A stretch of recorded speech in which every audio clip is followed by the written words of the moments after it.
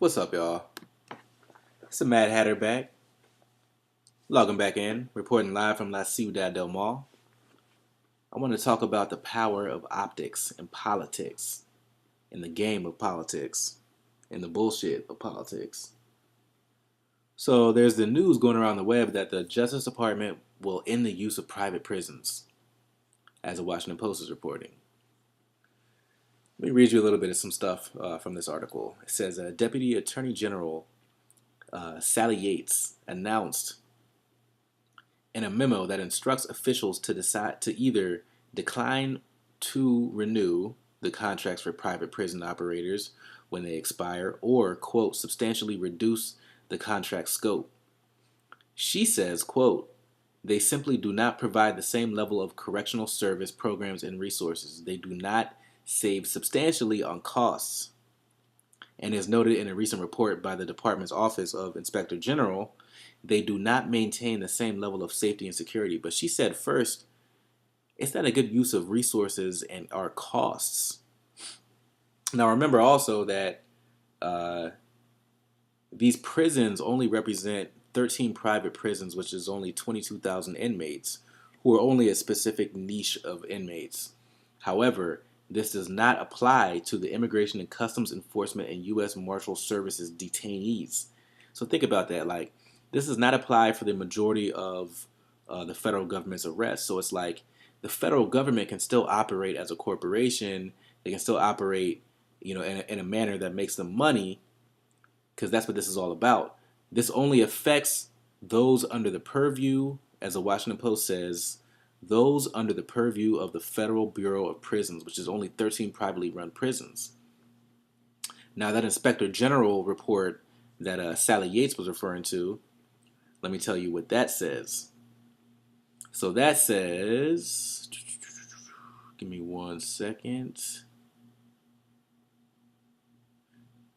They say in that report, disturbances in the facility led in recent years to, quote, quote, extensive property damage, bodily injury, and the death of a correctional officer.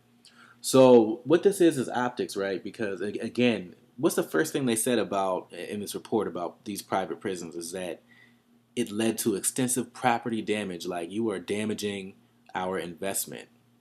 And not only that, like you're making this like as a PR move, this is looking very bad. Like private prisons are, if you've heard a lot of the stories, like Mother Jones wrote like a really good piece I'll link to in this. But if you've heard the stories, like those prisons are much harsher to inmates than state-run governments, which is or state-run prisons, which are the majority of prisons and prisoners.